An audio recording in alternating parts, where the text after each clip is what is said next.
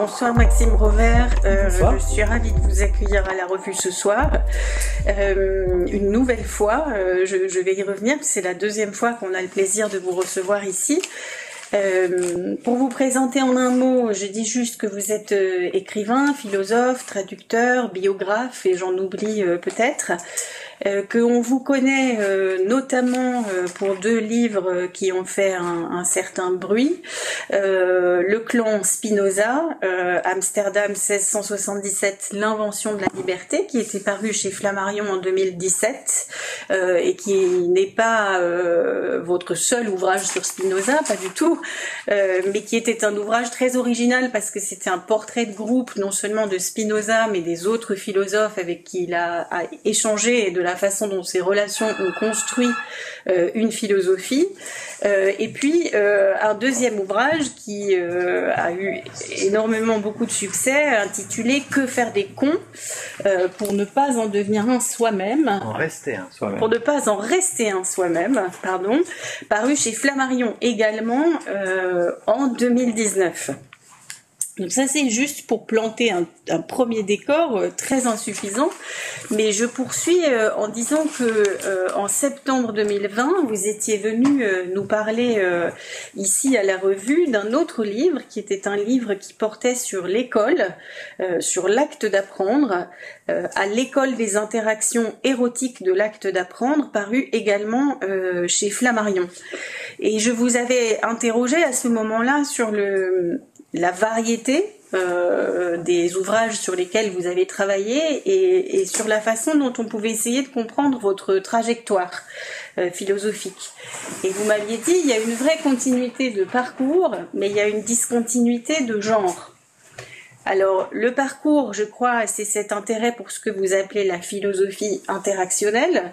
Donc, en partant de Spinoza, que vous définissez comme un philosophe des relations.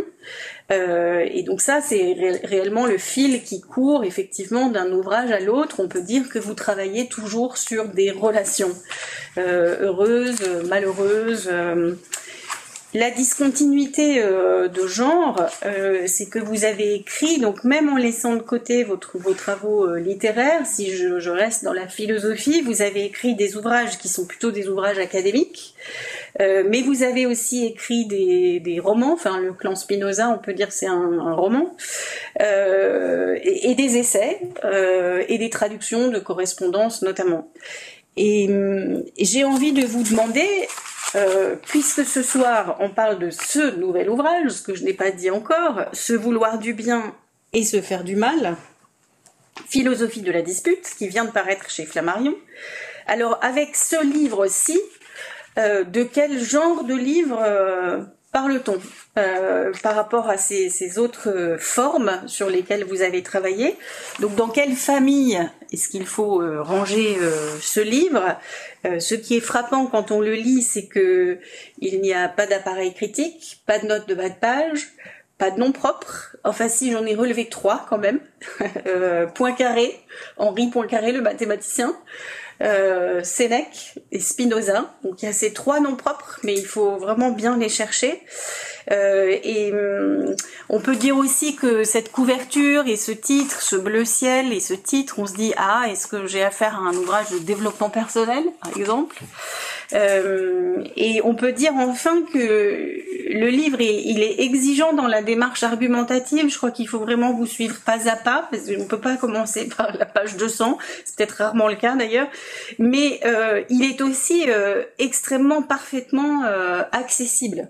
Donc est-ce que vous pouvez nous dire quelle est votre démarche de philosophe là, à quel type de livre est-ce qu'on a affaire? Je crois que vous l'avez bien décrit, c'est-à-dire que c'est un livre de philosophie qui fait le pari de ne pas choisir entre d'un côté des livres qui seraient des livres de recherche et d'un autre côté des livres qui s'adresseraient à tout le monde. Pourquoi? Parce qu'en fait la discipline qu'on appelle l'éthique, c'est pas seulement en fait une discipline qui s'intéresse à un certain champ du savoir, qui serait par exemple des relations privées ou je sais pas des parcours personnels ou peut-être des interactions individuelles ou bon je sais pas comment on pourrait définir l'éthique. En réalité, l'éthique c'est une manière de faire de la philosophie qui s'articule à la pratique et qui est tournée vers la transformation. Alors, vous direz, c'est le cas de toutes les sciences humaines, d'une certaine manière. La sociologie aussi, c'est tourner vers la transformation. Il se trouve qu'en éthique, moi, mon propos, c'est de développer une philosophie qui soit susceptible de me transformer moi en tant que chercheur et de faire en sorte que les lecteurs et les lectrices qui vont suivre le chemin qui est le mien puissent vivre également cette transformation, disons au moins théoriquement, puisqu'en fait elle peut être noyée par tout un tas d'autres interactions et d'autres facteurs.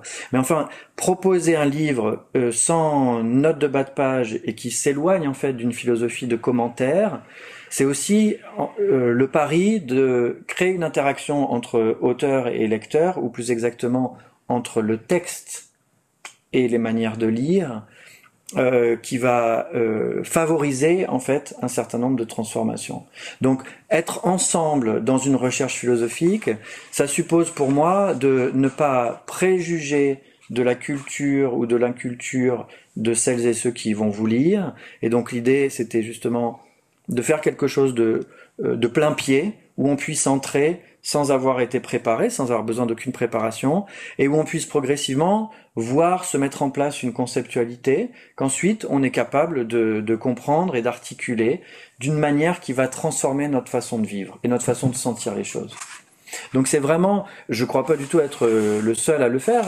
Je reconnais justement dans une longue tradition éthique cet effort pour travailler de cette manière-là. Vous avez cité Sénèque et Spinoza, qui sont des gens que voilà, des grands auteurs que je garde en tête quand je travaille. Moi, plus modestement, j'essaie de faire quelque chose qui soit effectivement très accessible, complètement de mon temps, et qui, encore une fois, change les manières de percevoir le monde et notre expérience, en fait.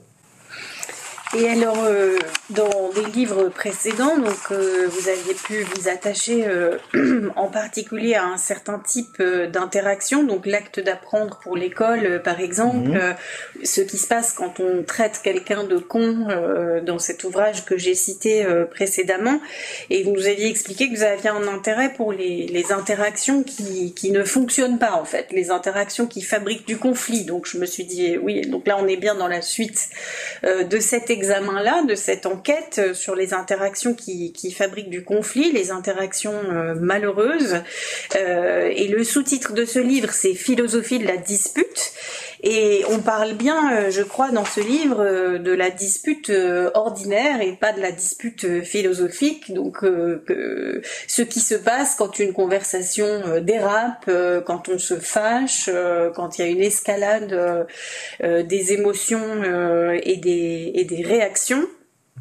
Et la façon en fait dont les émotions interagissent, le mot est encore là, avec la raison, la façon dont tout cela travaille, parce que on peut peut-être dire d'emblée que chez vous en fait les interactions elles ont leur vie propre, c'est comme des personnages à part entière, et donc on rencontre des expressions comme les interactions interfèrent, donc il peut y avoir des interférences d'interaction, elles se soulèvent, il y a des soulèvements d'interaction, elles ouvrent des brèches, enfin bref, elles vivent leur vie, elles sont nombreuses et elles vivent leur vie et elles font système.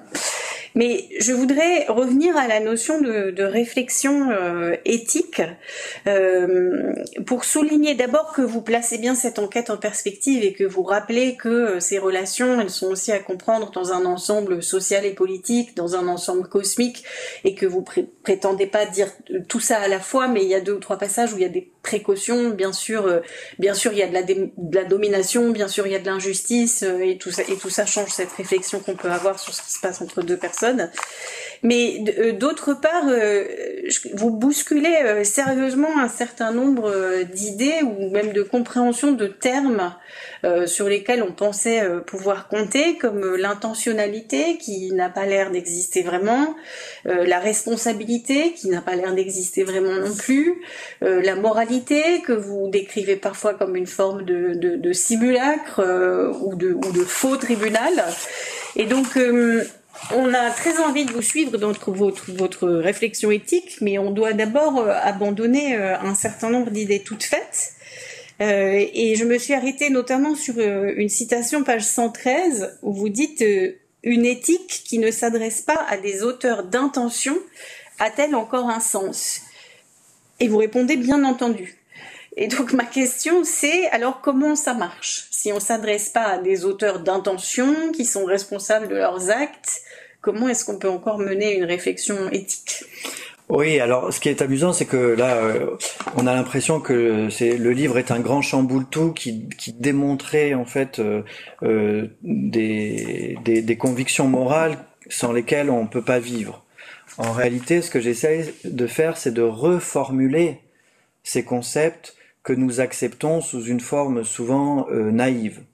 Donc, par exemple, l'intention, on a tendance à penser que nous avons des désirs, que ces désirs, disons, se donnent à eux-mêmes des objectifs, et que chercher à mettre en œuvre ces désirs pour atteindre ces objectifs, c'est en ça que consiste une intention. Et donc on a un rapport très naturel ou naturalisant à ces objets, c'est-à-dire on considère que c'est évident que nous avons des intentions. Et c'est vrai que ça correspond à l'expérience de la conscience. Mais l'idée, c'est plutôt de dire, d'une part, observez la manière dont vous accédez à vos intentions, c'est-à-dire la manière dont vous connaissez vos propres intentions, et vous verrez qu'en réalité elle est fragile. Lorsqu'on se dispute, lorsque deux personnes se disputent entre elles, justement la question de savoir ce que l'une voulait vraiment dire, ce que l'autre a vraiment ressenti, et en fait quels étaient les objectifs des uns et des autres dans une situation donnée, devient extrêmement flou. En fait, c'est ce dont on débat en partie quand on se dispute. C'est d'ailleurs la partie la plus douloureuse de la dispute, c'est justement ce qu'on appelle le procès d'intention. C'est-à-dire quand quelqu'un se met à juger quelque chose qu'il vous attribue comme une intention, alors que vous avez le sentiment que ce n'était pas la vôtre, et que, par ailleurs, plein de sciences humaines montrent que même si vous n'en aviez pas l'intention, peut-être que ce que vous avez fait portait une intention qui n'était pas la vôtre en propre, à titre individuel, mais qui peut-être vient de quelque chose de beaucoup plus vaste que vous. Donc, au fond, quand je dis qu'il n'y a pas d'auteur d'intention, le mot important c'est auteur. Ça veut dire que nous ne sommes pas les propriétaires de notre vie individuelle, puisqu'en fait elle se déploie en des interactions très complexes. Donc on ne peut pas la revendiquer comme émanant de nous, c'est-à-dire comme quelque chose qu'on aurait signé. Un auteur signe un livre, ça c'est à moi, c'est moi qui l'ai écrit. En réalité, c'est moi qui l'ai écrit d'ailleurs, mais les idées qui sont dedans sont le fruit, évidemment, d'un tout un tas d'interactions avec des auteurs que j'ai lus, mais aussi avec mes proches, mais aussi avec mon éditrice, avec beaucoup de gens qui interviennent dans la vie d'un livre. De la même manière, dans une vie individuelle, en fait, la manière dont nous orientons notre vie dépend en partie d'intentions, mais la connaissance que nous avons de nos intentions est fragile. À partir du moment où on a conscience de ça, en fait, on va, disons, se référer à nos propres intentions d'une manière peut-être plus sceptique que ce qui apparaît quand on se dispute. Et c'est vrai que ce qui est intéressant dans la dispute, c'est ce moment, vous l'avez suggéré, mais je vais l'expliquer un petit peu, où en réalité, les actes, c'est-à-dire la manière dont la situation évolue, échappent aux auteurs eux-mêmes. C'est-à-dire que si vous avez deux personnes qui se fâchent, et qu'on part du principe qu'ils sont bienveillants l'un envers l'autre, ce qui est une hypothèse de départ. Donc je nie pas l'existence de la méchanceté, je nie pas l'existence de personnes qui sont foncièrement malveillantes, je propose une hypothèse de départ qui dit soit deux personnes ou plus, qui ont de bonnes intentions, c'est-à-dire qui sont bien disposées l'une à l'égard de l'autre, comment se fait-il que régulièrement, quelque chose se produise qui va les conduire à se faire du mal l'une à l'autre? D'où vient le mal? Et donc, s'il ne vient pas des intentions, il va falloir comprendre comment la souffrance trouve sa place dans une interaction censée être heureuse, constructive, amoureuse, et qui se retrouve aussi bien dans la famille qu'entre les amis que dans un couple. Et donc, ce qui est merveilleux, c'est qu'on tient là comme en laboratoire une situation où, puisque les deux personnes sont par hypothèse bienveillantes, le mal témoigne de l'autonomisation des interactions. C'est-à-dire il se passe entre elles quelque chose qui est capable de s'autonomiser et de faire monter en fait la sauce de telle manière que la suite des événements leur échappe à tous les deux. Donc ça, c'est une expérience là pour le coup qui me semble très commune.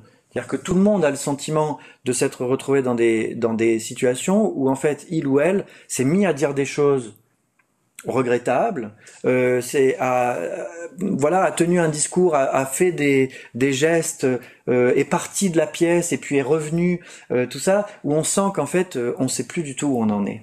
Et c'est cette expérience en fait de la perte de soi qui m'a semblé intéressante pour deux raisons. D'abord parce que justement, ça signifie que peut-être on n'avait pas le contrôle du début, et donc ça veut dire qu'effectivement il va falloir reconcevoir la responsabilité tout autrement, puisqu'en fait nous avons tendance à penser la responsabilité indexée sur la volonté, c'est-à-dire on est responsable de ce qu'on veut vraiment.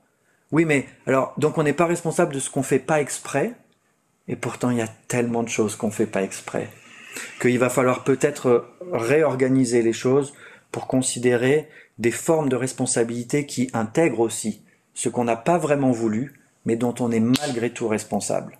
Ça me semble essentiel. Et puis le deuxième aspect qui m'intéressait, c'était justement l'idée que peut-être dans la manière dont les choses se passent, l'individu et sa singularité tiennent peut-être un rôle bien moindre que ce qu'on se figure. Et bien sûr que dans nos vies quotidiennes, dans nos consciences, je dirais, de tous les jours, on rapporte tout à soi, et du coup on impute aux autres de la même manière ce que soi-même, enfin une forme que l'on s'attribue à soi-même. Et c'est ce travail sur la forme qui est en fait un travail, une question sur la forme de l'humain. Quelle est la forme de l'humain ? Et nous, on croit en fait que à partir de cette image que nous avons des corps les uns des autres, en gros la forme de l'humain c'est ça, c'est-à-dire c'est cet homme qu'on voit dans ce beau dessin de Léonard de Vinci qui s'inscrit dans un cercle, qui lui-même s'inscrit en fait dans une figure mathématique en étoile. D'abord, comme vous l'aurez observé, cet homme est un mâle. Donc c'est très difficile de représenter la forme humaine puisque en fait nous sommes divisés entre mâle et femelle et que ça pose plein d'autres problèmes qui tiennent au genre, à la définition même du genre. Et au-delà de cette image du corps humain, on doit pouvoir décrire, et c'est ce que j'essaye de faire dans le livre, des formes qui ne sont pas exactement celles-là, mais qui sont des formes d'interaction qui sont en fait intriquées les unes dans les autres. C'est-à-dire que nous ne sommes pas des êtres monolithiques qui entrent en relation les uns avec les autres. Nous sommes des êtres multiples, animés par des interactions complexes, qui se traversent les uns les autres. Et donc, à partir du moment où on conçoit l'humain de cette manière-là, nos rapports avec nos proches, ceux qu'on n'a pas choisis, la famille par exemple, et ceux on croit avoir choisis, on se raconte qu'on a choisis, et ça ce sont nos amis, nos amours, en fait peuvent se décrire comme des systèmes d'interaction complexes, où effectivement la question du choix, de l'intention, etc. apparaît d'une toute autre manière. Donc c'est vraiment cette reconfiguration de ce que c'est que l'humain, et du coup de la manière dont on va pouvoir fonder nos concepts fondamentaux, effectivement la responsabilité, la liberté, des gros concepts en fait, se transforment aussitôt qu'on change la forme humaine. Donc tout le travail est là, tout le projet du livre est là. Alors c'est vrai, il se présente comme ça, comme un livre, un livre modeste qui traite d'un petit sujet et qui va essayer de faire en sorte que vos disputes se passent mieux.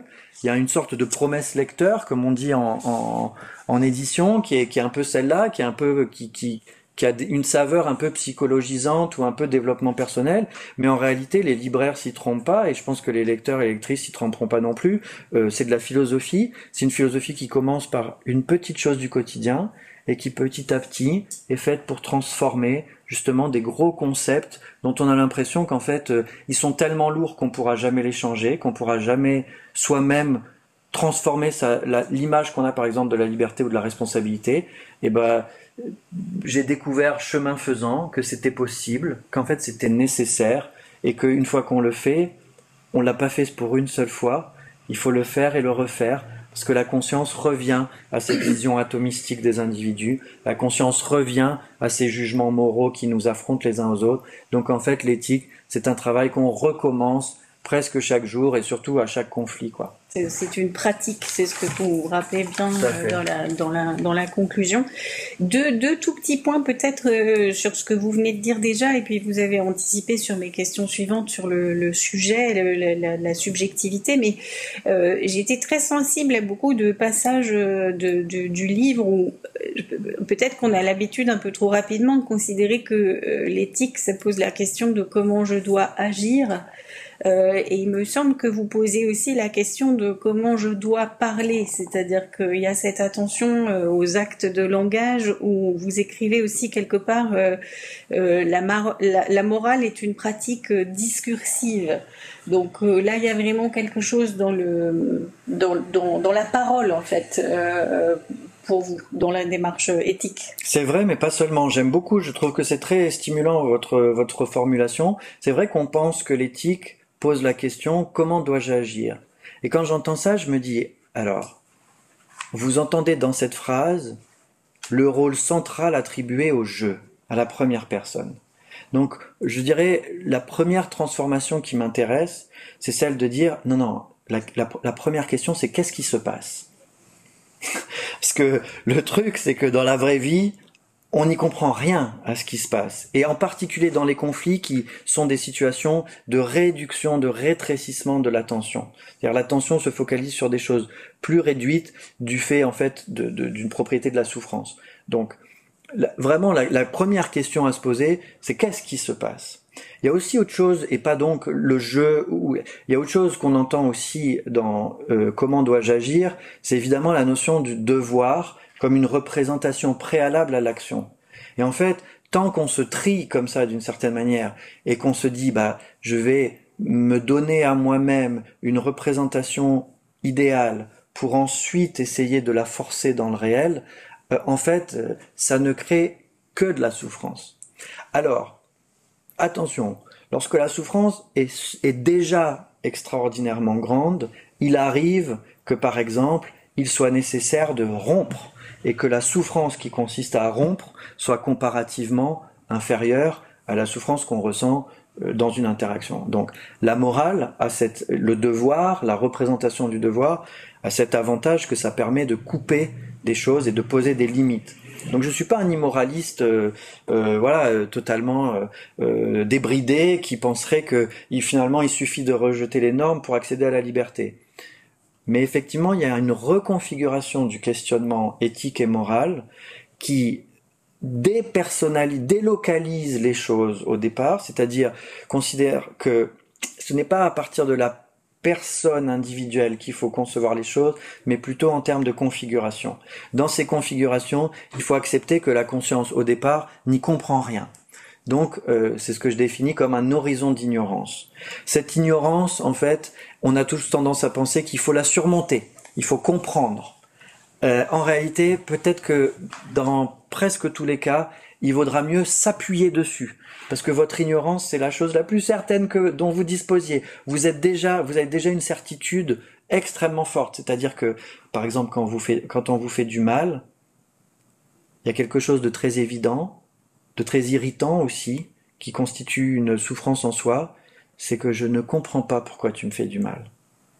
En particulier dans les relations où justement l'hypothèse dont je parle, qui est une hypothèse de bienveillance initiale, se vérifie. C'est-à-dire, tu es ma mère, tu es mon frère, tu es ma bien-aimée ou mon compagnon, et tu me fais du mal. Je comprends pas comment tu peux faire ça. Je comprends pas. Et donc dans cet étonnement devant la cruauté en fait de nos proches, il y a quelque chose qui, à mon sens, mérite d'être étudié et retourné avec beaucoup de précaution. C'est-à-dire que ça s'inscrit dans le devenir de vivants au pluriel, qui sont, comme je l'ai dit tout à l'heure, intriqués les uns dans les autres. Et lorsque ça se passe, c'est-à-dire que lorsqu'il y a de la souffrance dans ces interactions, d'abord, la souffrance, on la balaie pas d'un revers de main. C'est pas comme ça qu'on s'en débarrasse. Et ensuite, on ne l'attribue pas d'un revers de main. Et ça, c'est comme ça qu'on l'aggrave. Et c'est comme ça que nous réagissons tous. C'est-à-dire, dans pourquoi tu me fais du mal, il y a d'abord cette conviction, c'est toi qui me fais du mal. Donc, il va falloir revenir sur des questions de causalité, qui sont très techniques, mais qu'en réalité on peut aborder assez sereinement, et du coup qui vont transformer à nouveau la question de la situation, qui vont remettre la situation au cœur. C'est-à-dire, non seulement il faut se décentrer de soi, mais il faut aussi se décentrer de l'autre. Et donc vous voyez à quel point on est loin du développement personnel, c'est-à-dire de l'idée d'un retour sur soi. Il y a plutôt, disons, quelque chose qui se défait. Justement, c'est ça l'expérience de la dispute, c'est qu'il y a quelque chose qui est en train de se défaire. Je te comprends pas toi, je me comprends même plus moi dans ce moment, et il y a quelque chose qui est déjà mort et qu'on veut pas laisser mourir, et qui est en fait une certaine image qu'on a de soi, de l'autre, et une représentation de la manière dont les choses devraient se passer. C'est en momentanément lâchant prise de ces images pour les reconfigurer différemment qu'on va pouvoir avancer. Donc, encore une fois, ça suppose d'interroger une conceptualité un peu forte, mais le but du jeu, c'est pas de s'amuser à manier des concepts philosophiques. Le but du jeu, c'est de se rendre compte à quel point ces concepts philosophiques sont opératoires dans nos vies. On n'a pas l'impression de faire de la philosophie quand on s'embrouille, et pourtant, nous disputons de manière historiquement, sociologiquement déterminée, et comprendre ces déterminations historiques et sociales, c'est une méthode, une manière de faire. C'est important de lire de la socio, de lire de l'histoire. Le philosophe, lui, la philosophie, je devrais dire, elle intervient d'une manière, je dirais, plus immédiate, puisqu'elle consiste, sans interroger nécessairement toute l'histoire de la philosophie et toute l'histoire personnelle aussi, toute l'histoire individuelle, sans psychologiser, elle va montrer quels sont les cadres de pensée à partir desquels vous ressentez les choses, et en montrant où sont les biais, où sont les erreurs, où sont en fait les impasses, nous aider à trouver des issues favorables en fait à ce que les situations évoluent dans le bon sens. Vous allez me dire, mais qu'est-ce que le bon sens? C'est celui qui est défini par les interactions elles-mêmes. Alors, on s'est déjà avancé sur le terrain suivant qui était en fait celui du sujet. Effectivement, ce sentiment que j'ai eu que c'était un livre sur la subjectivité en quelque sorte, et que donc il entre en dialogue, et c'est normal, avec d'autres disciplines qui s'occupent du sujet, la psychologie, la psychanalyse, la justice aussi. Vous avez un certain nombre de passages sur la vraie justice et ce que vous appelez notre tribunal personnel, qui n'ont pas la même légitimité dans le fait de pouvoir attribuer une faute à une personne, justement. Donc là aussi, sur ce qu'est un sujet, vous nous conduisez à revoir un peu nos idées préalables sur la question. Donc vous l'avez déjà dit. Ce qui m'a frappé aussi, c'est que j'ai le sentiment que vous redéfinissez ce sujet contre des idées qui sont très contemporaine, très caractéristique de notre époque. Donc un certain nombre d'expressions qu'on entend et auxquelles on s'est beaucoup habitué, et qui sont finalement les concepts par rapport auxquels on se situe. L'idée que l'individu serait autonome, donc ça vous nous avez déjà dit, pas vraiment. L'idée qu'il serait libre et responsable. L'idée que la liberté, ça serait une liberté de choix, que ça serait la liberté du démiurge en fait, la liberté de pouvoir faire advenir les choses, dont on voit qu'elle est tellement forte, je sais pas, dans la Silicon Valley par exemple, cette idée d'une liberté, je crée un monde, voilà. Et donc, l'individu entrepreneur de lui-même. Donc vous opposez à ça quelque chose de très différent quand vous parlez des interactions qui disent je, qu'un être humain, c'est ce qui se trouve à une confluence d'interactions uniques et singulières. Et vous dites aussi, et vous y avez déjà fait allusion, que l'identité est une notion dynamique qui est toujours déjà en train d'être dépassée en fait. Et vous écrivez quelque part, on ne peut pas à la fois être soi-même et se connaître soi-même. Et donc là, je me disais, et moi qui croyais que la philosophie, c'était qu'il fallait se connaître soi-même, là, vous nous dites, on ne peut pas être soi-même et se connaître soi-même. Être quelqu'un et se connaître soi-même, voilà. Alors, il faut choisir quoi plutôt alors? C'est intéressant comme le vocabulaire du devoir et du choix revient. C'est-à-dire que, de toute façon, vous inquiétez pas, le choix n'intervient pas là. Dans le devenir d'un individu, le choix joue un rôle de révélateur de mouvements qui peuvent être favorisés ou défavorisés. Donc il y a quelque chose de beaucoup plus modeste et de plus souple. Je dis pas qu'on se choisit pas du tout et que nous sommes tous prédéterminés par des mouvements déterministes, comment dirais-je, irrépressibles et irréversibles. Je dis au contraire que les mouvements de détermination qui s'exercent sur nous sont chaotiques et aléatoires. Ce qui signifie qu'en fait, la liberté ne va pas se concevoir contre eux, ni hors d'eux, mais à l'intérieur des déterminations, justement parce que c'est en favorisant certaines que l'on va évoluer dans un sens, et en favorisant d'autres qu'on va pouvoir évoluer dans un autre sens. Donc on n'est pas du tout, je dirais, à un carrefour où on devrait choisir de continuer à gauche ou à droite, comme une décision souveraine que l'on prend. On est plutôt dans une configuration où les choses peuvent évoluer dans un sens ou dans l'autre, d'une manière en fait un peu indéterminée au départ, et qui se détermine chemin faisant, principalement du fait de la manière dont on oriente son attention.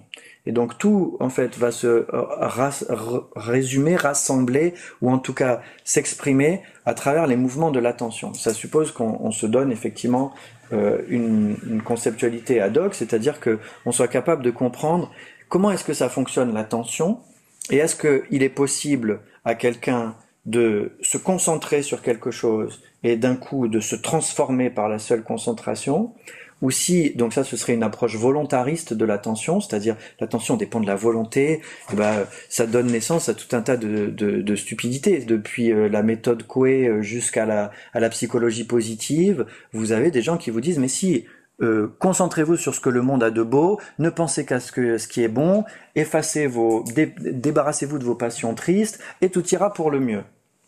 Comme on sait, ce discours en fait finalement est culpabilisant, c'est-à-dire que vous n'y arriverez pas.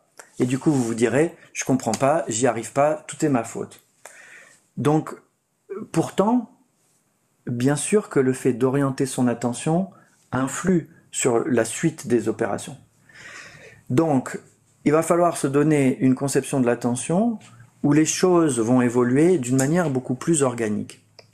Et c'est pour ça que, justement, considérer les interactions comme étant complexes, comme étant le fruit d'une multiplicité de facteurs, c'est le moyen en fait de retrouver le sens d'une liberté qui n'est plus cette liberté de choisir de manière comme ça autoritaire, mais qui est une liberté qui consiste à naviguer à l'intérieur d'un système complexe d'interaction. Et ça signifie quoi? Ça signifie qu'au moment, par exemple, donc, où la dispute bat son plein, au moment où le conflit, par exemple, accélère la parole, puisque vous m'interrogez sur la force de la parole, eh bien, en fait, il est possible de se référer à toute autre chose.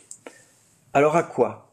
Eh bien, justement, moi, je dirais, il y a deux portes de sortie qui s'ouvrent, enfin, qui sont en permanence ouvertes, disponibles à ceux qui se laissent prendre, comme moi, comme tout le monde, régulièrement, dans les impasses et les tourbillons, en fait, du langage. Évidemment, la première porte la plus évidente, c'est le corps. C'est-à-dire que dans le corps, nous sommes aux prises avec des interactions physiologiques tellement permanentes qu'à n'importe quel moment, vous pouvez vous concentrer sur votre respiration ou sur votre pouls ou les battements de votre cœur. Et si, dans l'interaction, au lieu de vous chamailler, vous vous dites « Attends, comment je suis en train de respirer là ?» Pendant un moment, pendant une minute, là, je vais plutôt me concentrer sur ma respiration. Évidemment que ça va naturellement vous apaiser. Mais moi, mon rôle de philosophe, c'est pas forcément de vous apaiser. Peut-être vous avez une bonne raison d'être réellement en colère. Donc, à ramener le calme à tout prix, c'est peut-être manquer l'un des enjeux les plus importants de la dispute, qui est encore une fois la transformation. C'est-à-dire que une dispute, en plus de brasser de la souffrance, c'est une crise qui, disons, remet en cause les systèmes, la manière dont on se comporte habituellement. Donc, il y a une occasion là de mettre à jour quelque chose qui dysfonctionne. C'est pour ça qu'il vaut mieux pas écraser complètement les émotions qui vont avec cette crise, puisque peut-être qu'elles ne sont que les effets secondaires de quelque chose qui en réalité est très intéressant. L'autre option c'est justement d'être attentif à cette multiplicité qui définit la subjectivité.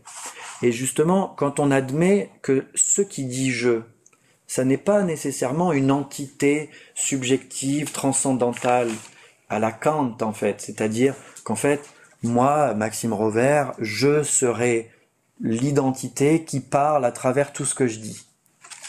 Si on admet que, en fait, pris dans des interactions extrêmement multiples, certaines d'entre elles prennent la parole et font que je, philosophe, parle. Par exemple, quand je suis reçu par Anne-Lorraine Burgeon chez A Esprit et que je me dis, tiens, bah là, on va échanger quelque chose.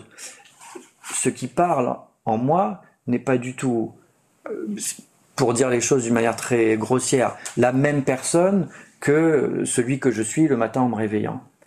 Mais c'est pas seulement la même personne, c'est que l'interaction elle-même impersonnelle prend forme à travers moi, en passant par moi, et devient en quelque sorte moi. Donc là, et on le sent quand on est en dispute, quand on se fâche, parce qu'on dit des choses à la première personne qui témoignent du fait que cette première personne, ça n'est plus complètement vous, ou c'est une première personne très spécifique.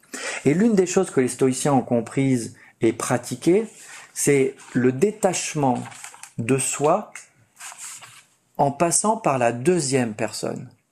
Épictète, Sénèque, mais surtout Marc Aurèle, se parlent énormément à la deuxième personne. Alors ça paraît rien, vous allez me dire, oui mais attendez, dans le feu des disputes, je vais pas aller m'isoler et me dire, bon alors Maxime, qu'est-ce que t'en penses? Oui, moi en fait je suis très en colère, bon, etc. Ça paraît un peu abstrait en fait comme solution, et pourtant c'est très fort parce que ça a des effets sur la manière dont vous vivez votre travail de subjectivation. C'est-à-dire lorsque vous cessez parce que ça c'est de l'ego en fait, hein, ça définit la construction même de l'ego en tant qu'il s'agit d'un bouclier destiné à vous protéger d'agressions que vous considérez comme extérieures. En fait, comme chacun sait, l'ego aggrave les conflits justement en repoussant la souffrance vers l'extérieur. Ça peut être une bonne idée. Par exemple, si vous êtes dans une situation d'emprise, il est évident que ce dont vous manquez, c'est du bouclier égotique, du bouclier narcissique, qui va vous protéger d'interactions intrusives. En revanche, si vous n'êtes pas dans cette situation-là, mais que vous êtes embarqué dans une dispute, votre bouclier égotique, il est contre-productif. Ce dont vous avez besoin, c'est de savoir qui tient le bouclier. Et en fait, lorsque vous et ça donne alors qu'est-ce que ça donne comme résultat? Ben ça donne comme résultat, par exemple, le fait de se dire en fait là je suis en colère, je peux pas parler. Ça sert à rien qu'on parle maintenant. Je suis trop en colère. Donc on se parlera plus tard.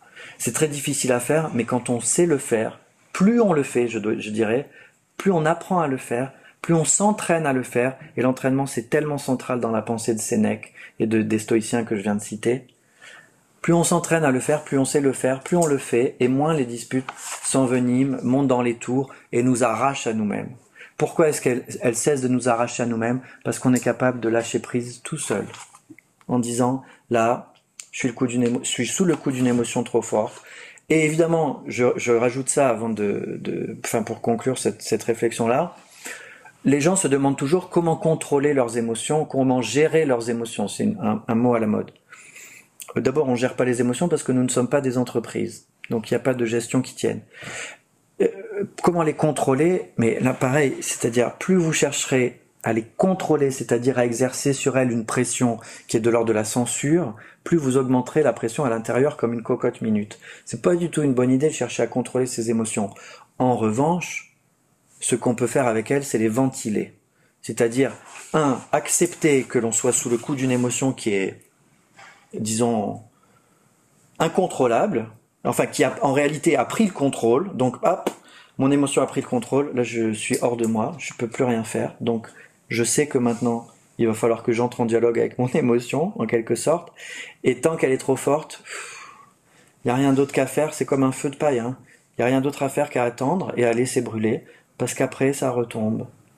Et donc, avoir cette patience-là à l'égard de soi, savoir que les autres humains aussi sont dans des mouvements semblables, et avoir cette patience à l'égard des autres, et savoir justement échapper aux tourbillons linguistiques par lesquels en fait on va accélérer les échanges et on va entrer dans des rapports de pouvoir où on cherche à s'imposer des choses l'un à l'autre et être plus dans ce dialogue qui est donc transversal, qui est pas du tout encore une fois j'insiste, c'est pas du tout un retour vers soi, c'est au contraire accepter l'explosion du soi pour se mettre à dialoguer avec des choses qui sont en fait qui sont subjectives, c'est-à-dire qui sont en fait des éléments de subjectivation qu'on a trop tendance à prendre et à dire « mais moi je te dis que c'est comme ça, mais moi je te dis que j'ai voulu dire ça, mais moi je te dis que je sais ce qu'il en est de notre situation, et moi je te dis que je veux que tu reconnaisses que tu as fait ci ou ça ». Laisser tout ce discours-là à des entités qui ne sont pas exactement des êtres humains et qui sont des interactions.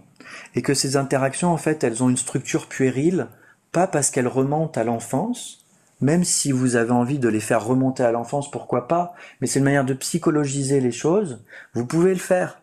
Mais ce qui est intéressant, en fait, c'est que cette voix d'enfance, cette puérilité qu'on a dans les moments de grande émotion, ça vient du fait que ces choses-là ne sont pas des adultes, parce que ce ne sont pas exactement des humains, ce sont des éléments d'humanité. Ce sont des éléments de subjectivation qui sont toujours petits.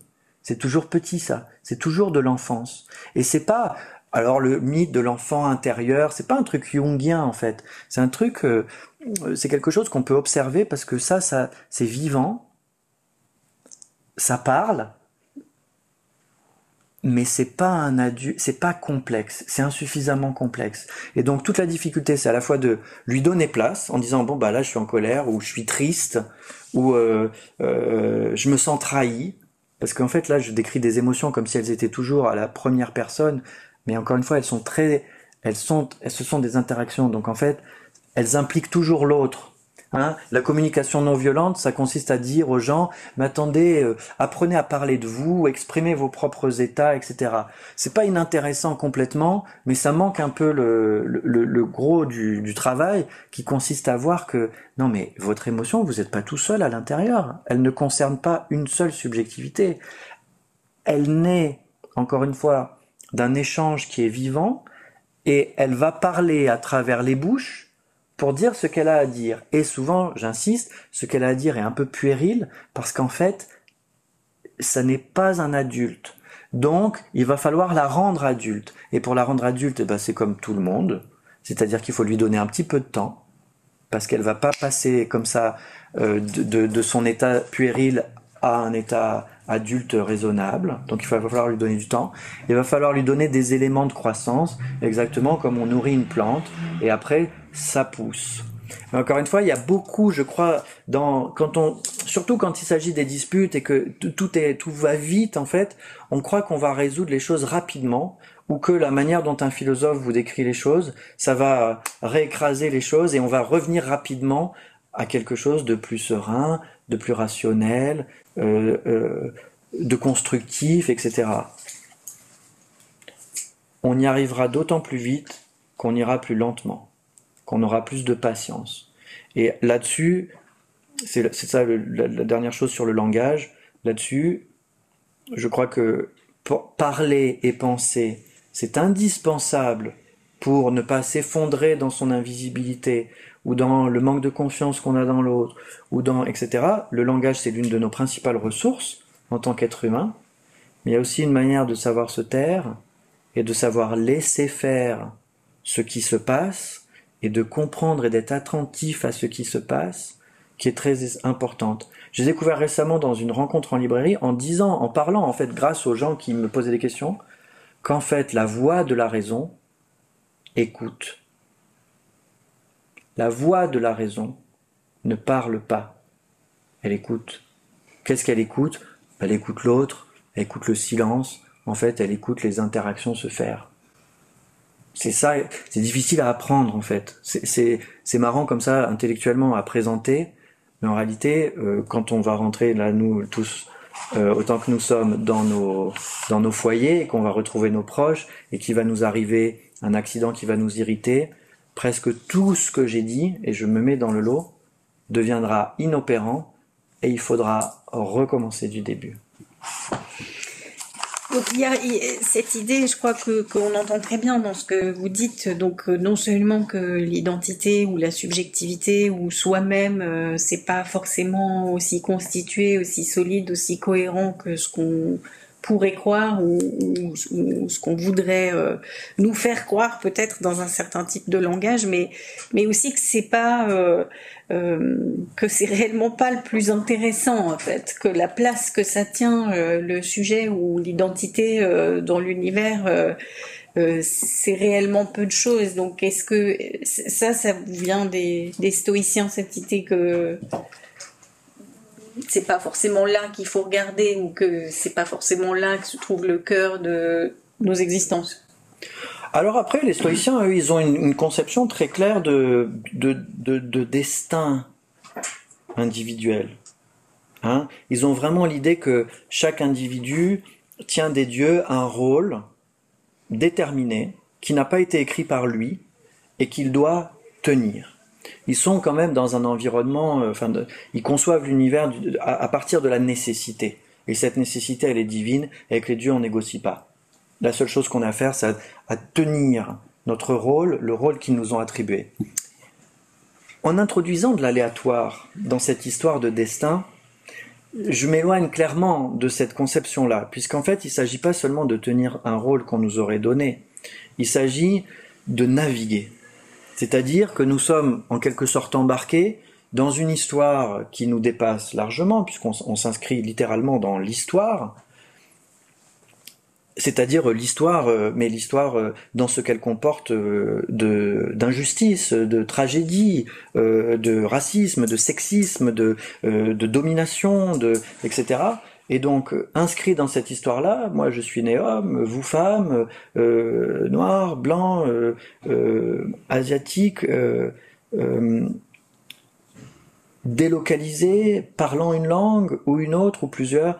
Et donc dans tous ces déterminismes-là, quelque chose va devoir naître qui est de l'ordre non seulement du subjectif, c'est-à-dire quelque chose qui est capable de s'affirmer en disant « je » et en menant à bien en fait ses désirs et ses objectifs, mais aussi naît quelque chose de très individuel qui est à nul autre pareil. Et donc toute la difficulté, il me semble, enfin l'une des difficultés de la philosophie aujourd'hui, c'est de concevoir comment on articule des singularités avec des systèmes. C'est l'une des grandes questions écologiques, c'est l'une des grandes questions sociales. C'est justement pas seulement cette question de les individus et les communautés, c'est la question de la valeur du singulier et de l'inscription du singulier à l'intérieur de systèmes plus vastes. Et combien vastes. Donc, ce que j'essaie de montrer, à partir des questions des disputes et des conflits, c'est que nous sommes donc, je l'ai dit tout à l'heure, plus intriqués les uns dans les autres que l'on croit.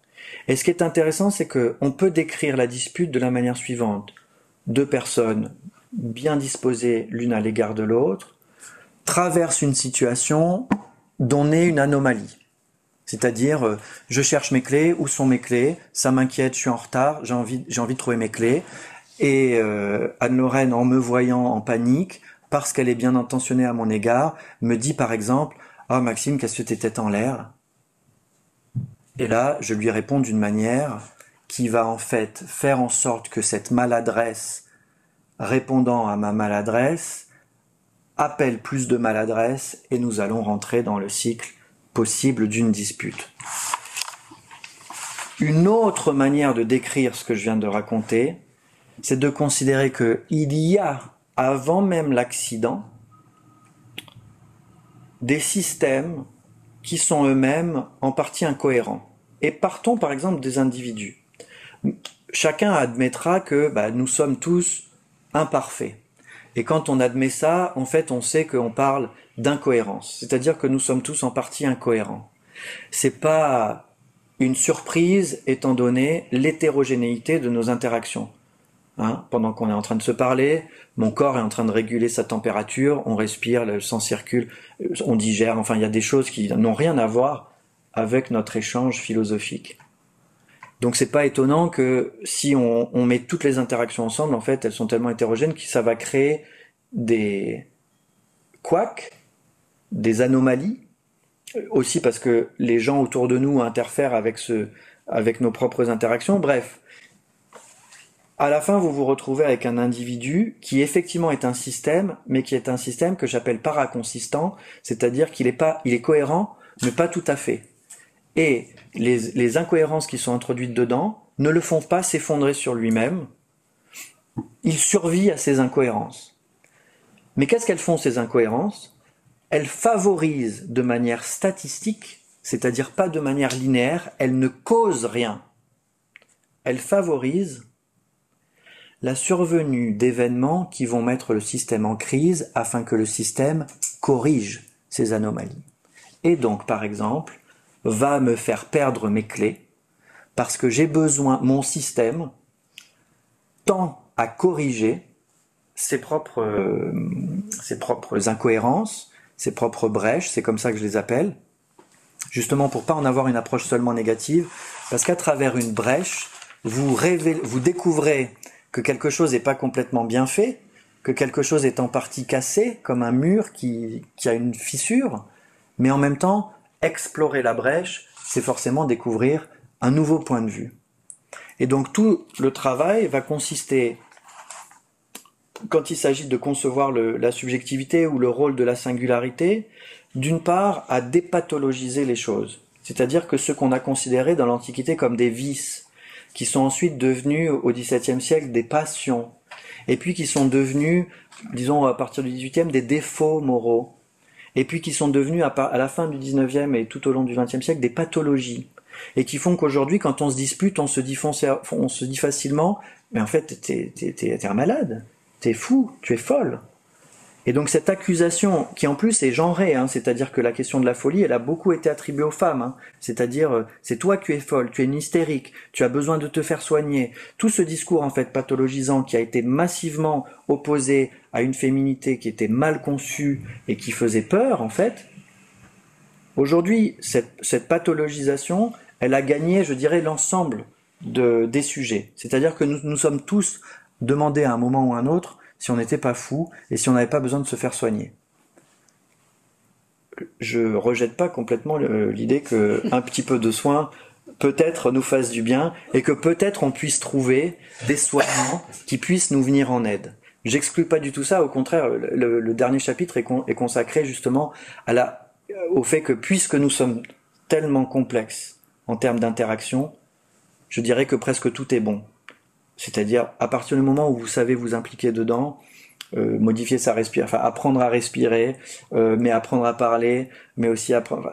On a plein de choses à apprendre dans cette vie pour corriger toutes ces anomalies de système. Mais l'essentiel de ce que je dis tient en ceci.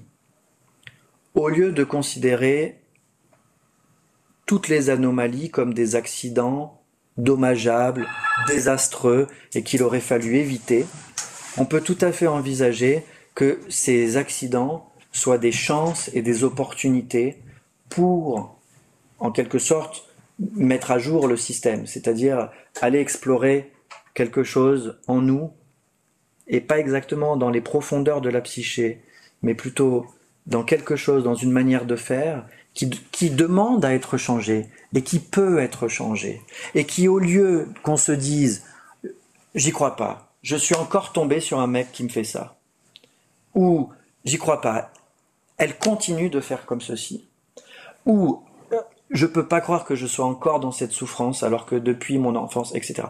Au lieu de se sentir prisonnier d'une récurrence, que l'on puisse identifier un moment charnière où, précisément parce qu'on le voit, on tient une opportunité pour transformer quelque chose.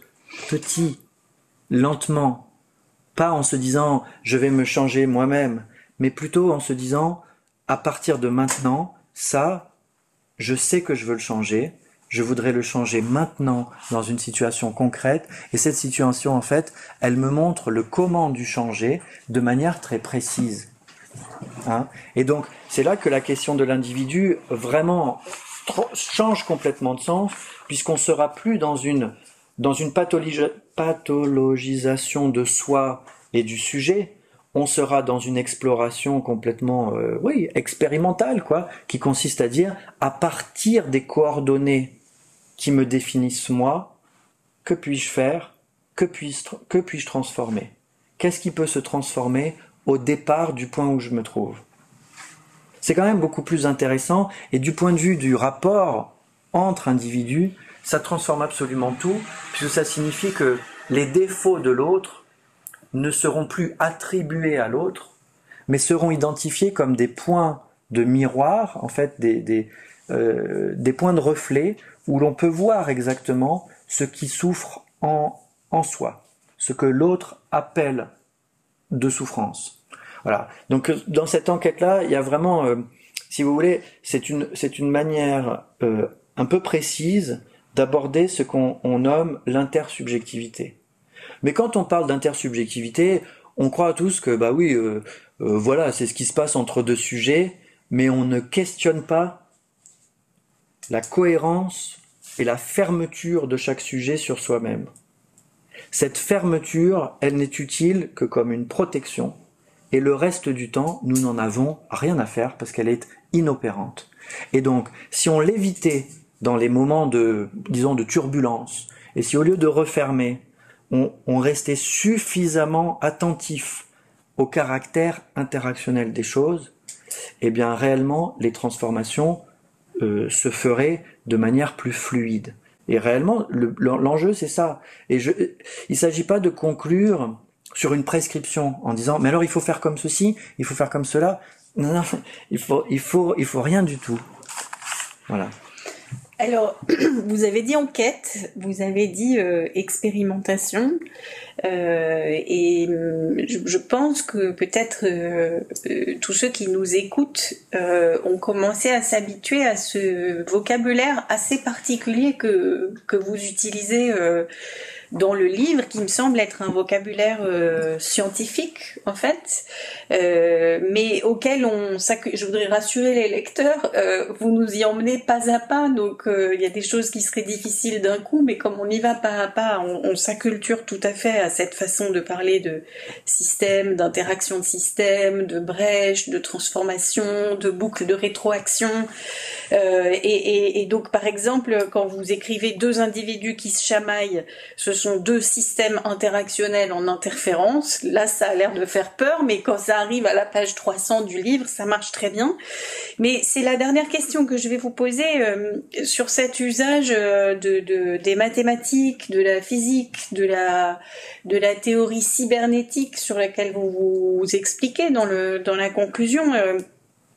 Vous dites en fait que c'est parce qu'on a besoin de penser, enfin il y a quelque chose d'éternel et d'intemporel dans vos réflexions, mais on a aussi besoin de penser avec la rationalité de son temps. C'est pour ça cet usage de ce vocabulaire-là? Oui, parce qu'en réalité, mobiliser les sciences comme, comment dirais-je, des sources de vérité, c'est pas du tout ce que je fais. C'est-à-dire qu'il ne s'agit pas de dire « mais regardez, entre deux individus, ça se passe comme en physique quantique ». Pas du tout. En revanche, les sciences contemporaines et les mathématiques et la logique ont opéré des transformations dans la rationalité que l'éthique n'a pas encore prises en compte.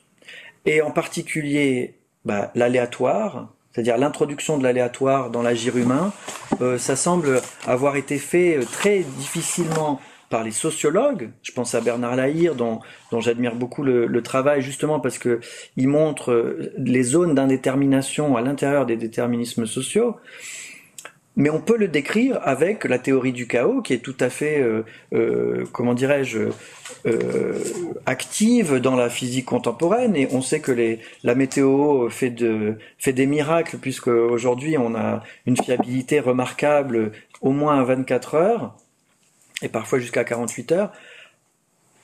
Donc, utiliser non pas les sciences comme, je dirais, des points d'appui, comme si les sciences émettaient des certitudes, mais plutôt recourir à des manières de réfléchir, de concevoir la causalité, de concevoir la responsabilité à partir, encore une fois, du fait que on peut décrire des systèmes qui sont pas cohérents, on a appris à faire ça. Alors qu'en logique classique, c'est impossible. En fait, si vous introduisez une chose absurde dans un système de proposition, ça veut dire que n'importe quoi devient possible. Ben, en fait, on observe maintenant que non. Et d'ailleurs, les humains sont comme ça. Ils sont incohérents, mais ils explosent pas à la première incohérence. De la même manière, en fait, utiliser, oui, des références à des concepts physiques, ça n'est pas du tout fait pour mobiliser une rationalité qui viendrait de l'extérieur, d'autres sciences. C'est fait pour suivre le mouvement d'une société qui est capable de penser certaines choses parce qu'elle a besoin de penser ces choses-là. Et donc, c'est pas comme s'il y avait un progrès en éthique, c'est juste qu'il y aurait quelque chose d'étrange, et je vois que c'est encore trop fait, à citer Kant aujourd'hui pour penser la responsabilité. C'est-à-dire que Kant, ça a 2 siècles. Donc, qu'est-ce qu'on fait de la distance, pas seulement temporelle, mais de la différence des sociétés, des projets de société, des vécus et des expériences qui définissent l'humain aujourd'hui, quand on récupère, je dirais, de manière presque non modifiée, des concepts qui nous viennent du passé. Non, la philosophie a un objet qui consiste justement à fabriquer des concepts pour décrire des situations qui sont actuelles. Et donc, vous l'avez dit, dans l'actuel, il y a quelque chose d'en partie intemporel. C'est-à-dire que bien sûr, Sénèque, Descartes, Hegel, Kant et compagnie, les philosophes du passé ont tous quelque chose à nous dire. Ils décrivent des choses que nous pouvons retrouver, observer, etc. Mais il y a un vrai enjeu dans la manière dont les sciences contemporaines, une certaine attention au mode de raisonner contemporain permet de décrire des choses nouvelles. Et donc une chose aussi simple que l'effet papillon, qui est très connu, vous savez que en 72, un météorologue qui s'appelle Edward Lorenz se pose la question: à quelles conditions le battement d'aile d'un papillon au Brésil peut-il créer une tornade au Texas? Et en fait, l'effet papillon aujourd'hui, tout le monde le connaît, puisque il préside à ce que j'ai décrit tout à l'heure, c'est-à-dire le fait qu'à partir d'une toute petite entaille dans la qualité d'une interaction, des effets dont l'intensité est décorrélée de leur cause peuvent se produire. Donc c'est incroyable. On a un phénomène, on a un concept qui est l'effet papillon, qui décrit un phénomène que nous avons tous tendance à lire d'une manière complètement aberrante, c'est-à-dire en se disant c'est trop bête. C'est trop bête quand même de se disputer pour ces choses-là, c'est trop bête, ça n'aurait pas dû arriver. Mais enfin, quand vous voyez la pluie, une tornade se former, personne ne dit c'est trop bête, ça n'aurait pas dû arriver. Enfin, c'est un phénomène météo dont on peut suivre le comportement sans pouvoir le prédire. Donc en fait, on se dit c'est trop bête parce qu'on continue de s'attribuer à soi-même des phénomènes imprévisibles. Mais ces phénomènes, c'est pas parce qu'ils sont imprévisibles qu'ils sont irrationnels et qu'on ne peut pas les comprendre. Et donc ce qui est fabuleux dans ces nouvelles formes de rationalité, c'est justement qu'elles permettent de gagner des territoires qui nous étaient inconnus jusqu'alors. Et l'enjeu, c'est pas juste de s'amuser à penser mieux, l'enjeu c'est que ça va déculpabiliser certaines choses. En l'occurrence, on va s'apercevoir que s'il y a une disproportion entre la cause et les effets, c'est pas qu'on est hypersensible, c'est qu'il y a un effet papillon. Voilà, on sait le décrire. Et donc c'est pas la faute d'une subjectivité qui se serait mal construite ou qui réagirait mal aux choses. C'est qu'il y a un effet papillon, cet effet on sait le décrire, on sait comment ça se passe. Donc voilà, il y a eu des aléas, cette causalité aléatoire, elle permet d'agglomérer en fait des choses qui n'ont rien à voir et qui vont contribuer à l'intensité de l'effet.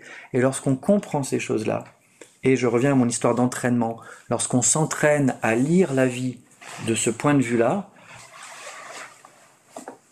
elle évolue vers le mieux, sachant que le mieux est défini par les interactions elles-mêmes et n'est pas du tout une prescription sociale, ni philosophique. Donc je ne suis pas en train de définir ce qui est le mieux pour vous, pour moi. Je suis en train de dire, c'est en donnant son attention à ce qui dans les interactions est vivant, en les comprenant mieux, en mobilisant des concepts plus clairs, pas plus simples, mais mieux compris, eh bien effectivement, tendanciellement, ça va mieux. Voilà. Merci beaucoup, Maxime Rovère. Dans ce tout dernier commentaire, vous avez utilisé le terme de vivant et c'est frappant parce que cette question n'est pas posée d'emblée dans le livre, mais je crois qu'elle est présente aussi de la place de l'homme dans le reste du vivant ou la place de l'homme dans l'univers, et c'est aussi ce que vous dites, je crois, quand vous évoquez la place de cette nouvelle rationalité scientifique et ce qu'elle nous permet de comprendre. Alors, pour en comprendre plus, pour en savoir plus, pour commencer à s'entraîner, je recommande à tout le monde de lire Se vouloir du bien et se faire du mal, philosophie de la dispute, qui vient donc de paraître chez Flammarion. Merci beaucoup Maxime Rovère. Merci à tous de votre écoute.